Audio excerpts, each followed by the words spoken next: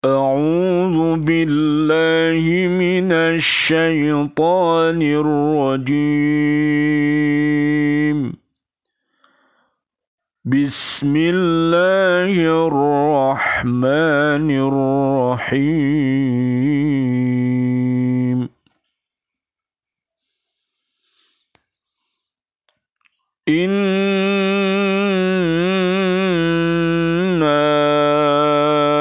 أنزلنا التوراة فيها هدى ونور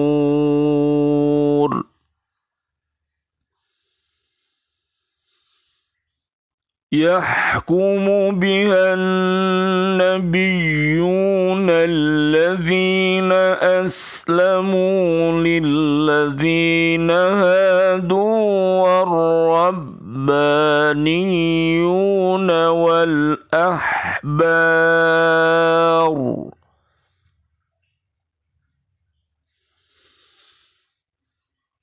والربانيون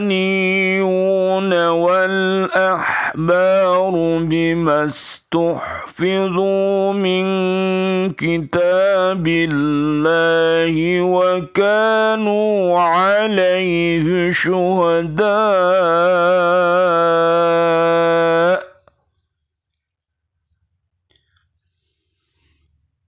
فلا تخشوا الناس واخشوني ولا تشتروا بآياتي ثمنا قليلا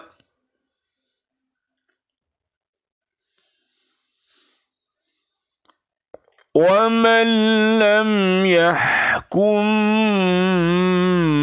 بما أنزل الله فأولئك هم الكافرون.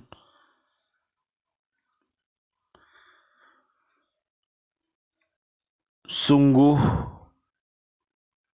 kami yang menurunkan kitab Taurat,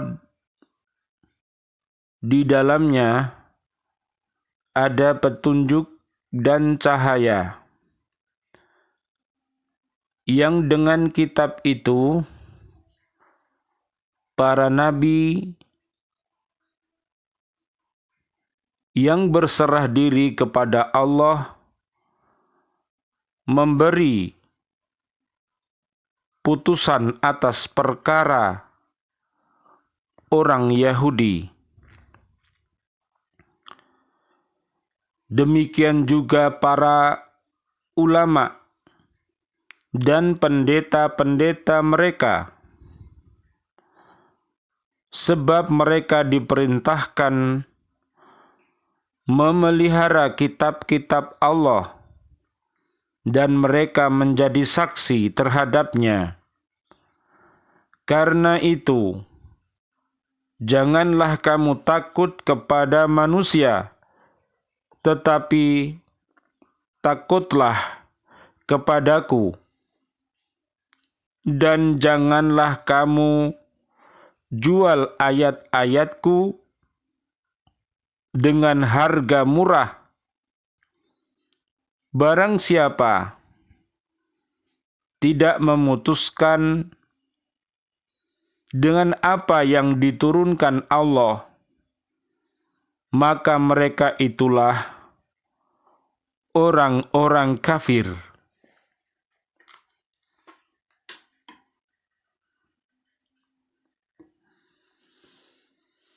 Kitab Taurat yang diturunkan Allah kepada Nabi Musa alaihi salam berisi bimbingan dan petunjuk bagi manusia kepada yang benar, sehingga mereka dapat keluar dan selamat dari kesesatan dan penyembahan berhala,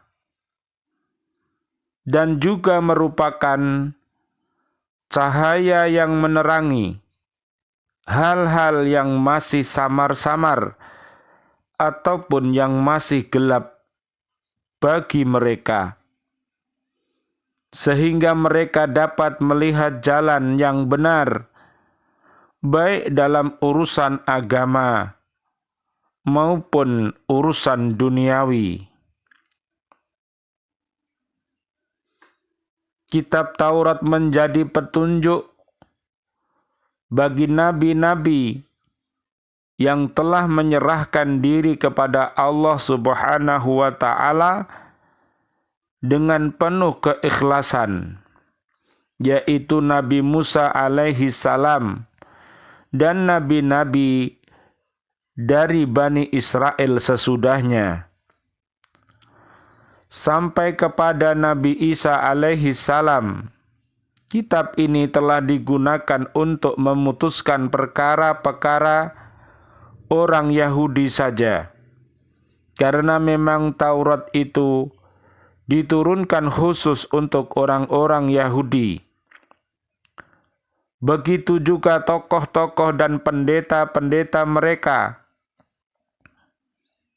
telah menggunakan Taurat itu sebagai undang-undang dikala tidak ada nabi bersama mereka, karena mereka itu semua telah diperintahkan Allah supaya memelihara kitab Taurat dan menjadi saksi serta bertanggung jawab atas pelaksanaannya. Jangan sampai mereka menyelewengkan hukum-hukum yang ada di dalamnya dan menyembunyikan karena bertentangan dengan keinginan hawa nafsu mereka, atau karena takut kepada pembesarnya sehingga tidak berani menegakkan hukum terhadap mereka. Seakan-akan mereka itu lebih takut kepada sesama manusia daripada kepada Allah Subhanahu wa Ta'ala. Lain halnya dengan Abdullah bin Salam yang hidup sampai masa Al-Khulafa'ir Rasyidin. Dia seorang Yahudi yang benar-benar menegakkan hukum Allah Subhanahu wa Ta'ala, sehingga mengakibatkan orang lain benci dan tidak senang kepadanya. Dia menegakkan hukum rajam kepada siapa saja yang harus dihukum karena berbuat zina, sekalipun kepada pemimpin atau pembesar mereka.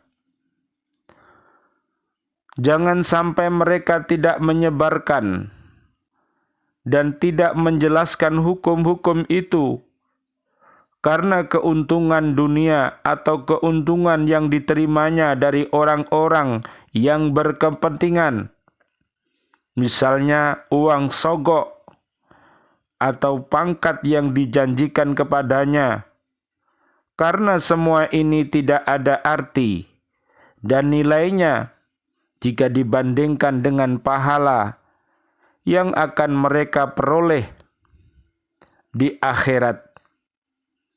Allah Subhanahu wa Ta'ala berfirman, "Yauma la yanfa'u malun wala banun illa man atallaha biqalbin salim." Yaitu di hari ketiga harta dan anak-anak tidak berguna kecuali orang-orang yang menghadap Allah dengan hati yang bersih. Barang siapa menghukum atau memutuskan sesuatu perkara tidak sesuai dengan hukum Allah, seperti halnya orang-orang Yahudi yang menyembunyikan hukum rajam terhadap orang berzina yang bersuami atau beristri dan menggantinya dengan hukuman dera dan menghitamkan mukanya, lalu diarak berkeliling supaya disaksikan oleh masyarakat dan lain-lainnya, berarti mereka melakukan penyelewengan hukum.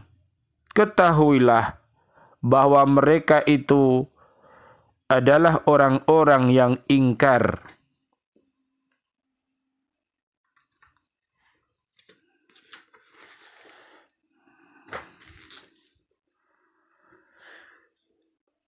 Diriwayatkan bahwa Nabi SAW bersabda, sesungguhnya Allah Ta'ala berfirman, tidak kuberikan kepada hambaku dua perasaan takut dan rasa aman, kecuali barang siapa yang takut kepadaku di dunia, maka aku beri rasa aman di akhirat. Dan barang siapa yang merasa sudah aman dariku, maka kelak dia ku beri rasa takut di hari kiamat. Allah Subhanahu wa ta'ala berfirman, فَلَا تَخْشَوُوا النَّاسَ وَاخْشَوُونِ. Maka janganlah kamu takut kepada manusia, namun takutlah kepadaku. Surat Al-Maidah ayat 44.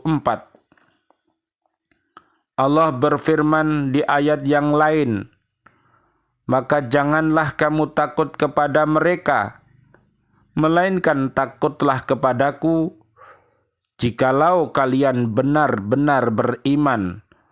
Surat Ali Imran ayat 175. Umar bin Khattab radhiyallahu an pernah jatuh pingsan karena takut kepadanya ketika mendengar bagian dari ayat Al-Quran. Suatu hari ia pun pernah mengambil jerami, lantas berkata, alangkah beruntungnya aku, jikalau dulu aku diciptakan sebagai jerami, bukan makhluk yang disebut manusia. Dan sangat beruntung bila dulu ibuku tidak melahirkan aku. Ia pun menangis sejadi-jadinya, sampai-sampai kedua mata Umar bin Khattab radhiyallahu an membentuk dua garis hitam. Rasulullah Muhammad sallallahu alaihi wasallam bersabda, seseorang tidak akan masuk neraka kalau pernah menangis karena takut kepada Allah sehingga ada air susu kembali ke bentuk aslinya. Marilah kita di dalam hidup ini beristighfar, bertaubat kepada Allah Subhanahu wa ta'ala dengan taubatan nasuha. Surat At-Tahrim ayat 6 sampai ayat 8. Pada hari kiamat kelak, ada seorang hamba yang sangat berat timbangan kejahatannya. Ia pun diperintah untuk dibawa masuk ke dalam neraka. Namun bagian dari rambut bulu matanya ada yang berbicara, ya Tuhan, utusanmu Nabi Muhammad sallallahu alaihi wasallam pernah bersabda, barang siapa yang menangis karena takut kepada Allah, maka Allah mengharamkan kedua mata tersentuh api neraka. padahal aku selalu menangis takut kepadamu, maka ampunilah dia. Dia bebas dari neraka hanya karena berkahnya sehelai bulu mata yang dulu di dunia menangis karena takut kepada Allah Ta'ala. Malaikat Jibril alaihi salam memanggil-manggil, "Hai si Fulan bin Fulan, bebas dari neraka hanya karena sehelai rambut." Kisah di kitab Daqaiqul Akbar. Dalam kitab yang lain, Bidayatul Hidayah, dikisahkan bahwa bila kiamat tiba, neraka jahanam didatangkan dengan membawa suara gemuruh api neraka yang mengerikan, dan semua manusia berlutut gemetar melihatnya. Maka Allah Ta'ala berfirman, "Hari ini kamu melihat semua umat berlutut, merangkak dengan lututnya. Merangkak dengan lututnya memenuhi panggilan untuk mengambil kitab catatan amal." Surat Al-Jasiyah ayat 28. Ketika mereka menuju neraka, mereka sudah mendengar gemuruhnya api sejauh jarak 500 tahun. Semua manusia, termasuk para nabi, pasti berkata, "Aku mengurus diriku sendiri." Dan hanya Nabi Muhammad sallallahu alaihi wasallam yang berkata, "Umatku, umatku, umatku." Api neraka Jahim keluar menggulung-gulung. Namun umat Nabi Muhammad sallallahu alaihi wasallam segera menghalangi dengan berkata, "Wahai api, tahanlah dirimu demi kebenarannya orang-orang khusyuk dan orang-orang yang ahli puasa." Namun api tersebut tidak mau kembali. Kemudian Malaikat Jibril alaihi salam mengeluarkan maklumat api neraka menuju umat Nabi Muhammad sallallahu alaihi wasallam. Jibril alaihi salam membawa semangkuk air, lalu Rasulullah sallallahu alaihi wasallam mengambilnya. Kata Jibril, "Siramkan air ini kepadanya." Beliau Nabi sallallahu alaihi wasallam menyiramkan, dan api neraka itu langsung padam. Nabi Muhammad sallallahu alaihi wasallam bertanya, "Ini air apa?" "Ini adalah air matanya orang-orang durhaka dari umatmu yang menangis karena takut kepada Allah Subhanahu wa ta'ala." Api tersebut padam dengan izin Allah. Nabi Muhammad sallallahu alaihi wasallam berdoa, "Ya Allah, berilah rizki kedua mataku dengan tangisan yang karena takut kepadamu sebelum adanya air mata. Wahai kedua mataku, hendaklah engkau menangisi dosaku yang mengotori umurku dan kedua tanganku, sementara aku sendiri tidak tahu." Al-Kisah melalui Muhammad bin Mundir radhiyallahu anhu, kalau dia menangis selalu mengusap-usap air matanya pada wajah dan jenggotnya sambil berkata, "Satu riwayat sudah sampai kepadaku bahwa api neraka tidak akan menyentuh tempat yang pernah digenangi air mata. Dan seharusnya seorang mukmin takut kepadanya dari ganasnya siksa Allah Ta'ala dan mencegah semua keinginan nafsu syahwat sebagaimana yang difirmankan Allah Subhanahu wa Ta'ala. Adapun bagi siapa yang durhaka, yang mengutamakan hidup di dunia, maka sesungguhnya neraka jahim adalah tempat kembalinya. Adapun orang yang takut akan kebesaran Tuhan dan menahan dari keinginan hawa nafsu, maka sesungguhnya surga adalah tempat kembalinya. Surat An-Nazi'at ayat 37 sampai 41. Barang siapa yang menginginkan selamat dari siksa Allah Subhanahu wa Ta'ala dengan mengharap pahala dan rahmatnya, seharusnya ia bersabar, tetap taat kepadanya, dan menjauhi seluruh kemaksiatan.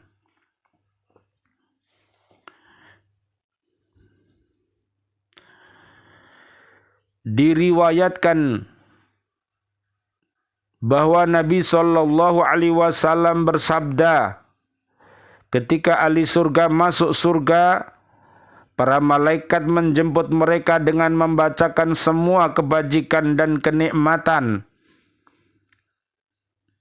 Diletakkan beberapa mimbar, serta ada hamparan luas untuk tempat suguhan makanan dan buah-buahan.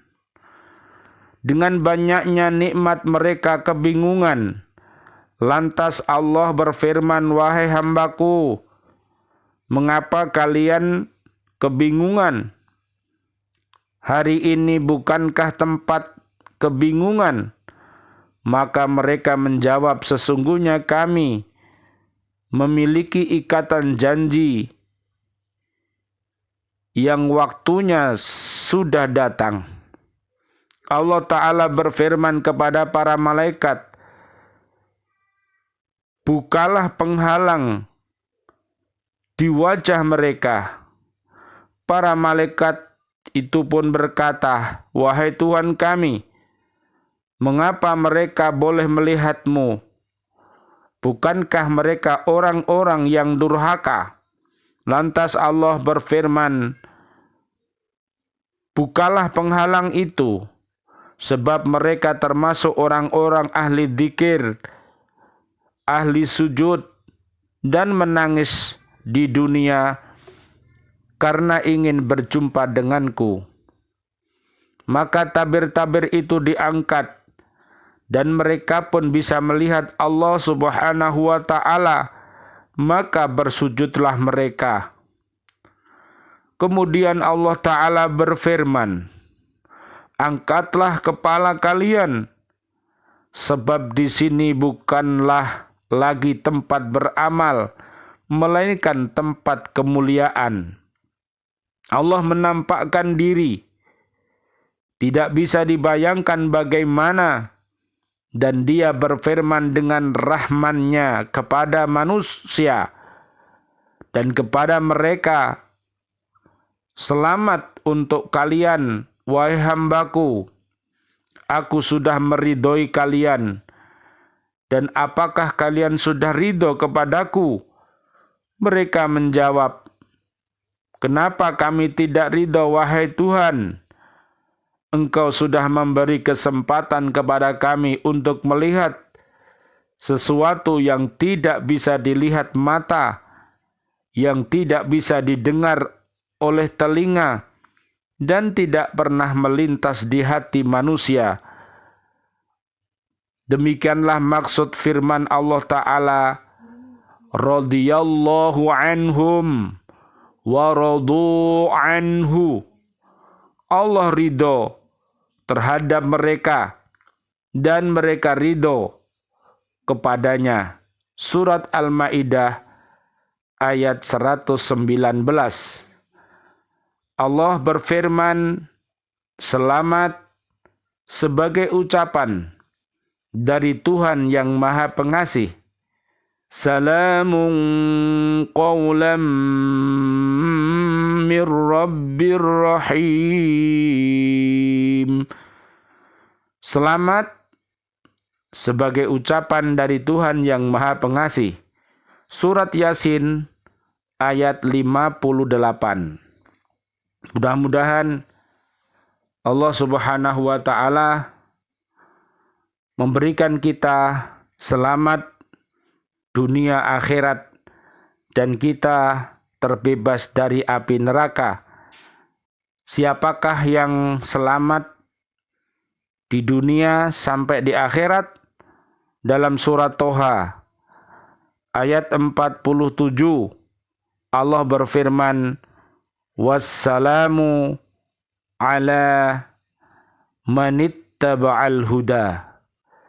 Mereka umat manusia, umat jin yang beriman dan bertakwa kepada Allah dan mengikuti petunjuk-petunjuk di dalam Al-Quran dan sunnah Nabi Muhammad sallallahu alaihi wasallam, mereka digaransi selamat dunia akhirat. Oleh karena itu, marilah dalam hidup kita, hidup yang husnul, hidup yang baik. Surat Ali Imran ayat 102 sampai 104, dan semoga wafat kita nanti husnul khatimah sebagaimana terdapat di surat Al-Fajr ayat 27 sampai ayat 30. Marilah kita berdoa kepada Allah, mudah-mudahan Allah Subhanahu wa ta'ala mengampunkan segala dosa-dosa kita, diberinya kita semuanya istighfar, taubat, nasuha, sehingga kita bisa menghapuskan segala kesalahan-kesalahan kita dengan amal-amal yang berguna. Dan mudah-mudahan segala amal kebajikan yang kita lakukan diterima oleh Allah Subhanahu wa ta'ala. Mudah-mudahan seluruh keluarga besar kita yang masih hidup, kaum muslimin, muslimat, mukminin, mukminat, Allah berikan panjang umur, bil barokah wa bit taatillah, sihah wal afiyah wa husnul khatimah. Dan keluarga besar kita, seluruh kaum muslimin, muslimat, mukminin, mukminat yang sudah wafat, semoga doa-doa kita Allah Subhanahu wa ta'ala anzilir rahmah wal magfirah wal ni'mah wal jannah ala hadiniyah as-salihah bisiril fatihah. A'udzu billahi minasyaitonir rajim. Bismillahirrahmanirrahim. Alhamdulillahirabbil alamin arrahmanir rahim maliki yaumiddin. Iyyaka na'budu wa iyyaka nasta'in. Ihdinas siratal mustaqim. Siratal ladzina an'amta 'alaihim ghairil maghdubi 'alaihim waladdallin. Amin amin ya rabbal alamin. A'udzu billahi minasyaitonir rajim. Bismillahirrahmanirrahim. Allahumma salli wa sallim ala sayyidina Muhammad wa ala ali sayyidina Muhammad walhamdulillahi rabbil alamin. Allahumma inni abduka wa banu abdika nasiyati biyadika madin fi hukmuka wa adlun fiyya qada'uka as'aluka bikulli ismin huwa laka sammaita bihi nafsaka au anzaltahu fi kitabika au 'allamtahu ahadan min khalqika aw ista'tharta bihi fi ilmil ghaibi indaka an taj'alal qur'anal 'azima rabi'a qalbi wa nura basari wa dhahaba hammi wa ghammi. Wahai Allah, aku hambamu dan keturunan dari hambamu. Dalam genggaman tangan mulah nasibku. Semua ketentuan untukku telah Engkau tetapkan, dan semua yang terjadi padaku adalah takdir berdasar keadilan-Mu. Aku memohon dengan nama-nama-Mu yang Engkau tetapkan sendiri, atau nama yang Engkau sebutkan dalam kitab suci-Mu, atau telah Engkau ajarkan kepada seorang makhluk-Mu, atau nama yang Engkau rahasiakan di sisi-Mu. Jadikanlah Al-Quran sebagai penyubur hatiku, cahaya mataku, serta penghapus kesedihan dan kecemasanku.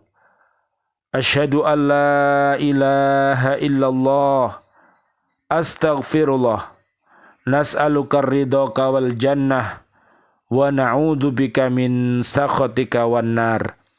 Amin amin ya rabbal alamin. Wal afu minkum. Wassalamu alaikum warahmatullahi wabarakatuh. Waalaikumsalam warahmatullahi wabarakatuh.